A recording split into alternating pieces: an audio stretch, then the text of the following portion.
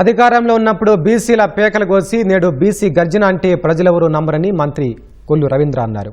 బీసీలకు స్థానిక సంస్థల ఎన్నికల్లో రిజర్వేషన్లు తగ్గించిన చరిత్ర వైసీపీదని మండిపడ్డారు. ఇవాళ గర్జన అంటున్న జోగి రమేష్, విడుదల రజని ఆనాడు ఏమయ్యారని ప్రశ్నించారు.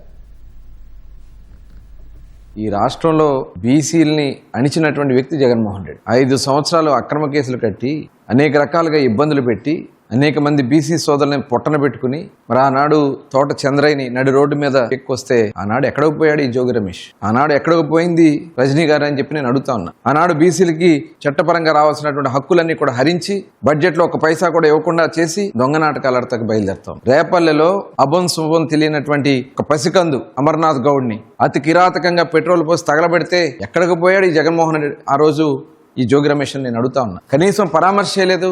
శ్రీకాకుళంలో మీ వైఎస్ఆర్ పార్టీ నాయకుడు సిదిలి అప్పలరాజు కుమారుడు యాక్సిడెంట్ చేసి చంపేస్తే మరి వాళ్ళు బీసీలు కాదా? దాని కేసుని తప్పించడానికి ప్రయత్నం చేసినందుకు అతని మీద చట్టపరంగా చర్యలు తీసుకుంటే సిదిలి అప్పలరాజు మీద దానికి ఇవాళ బీసీలని ఇబ్బంది పెడతారని మాట్లాడుతూ ఉన్నారు. అక్కడ చనిపోయింది బీసీ కాదా?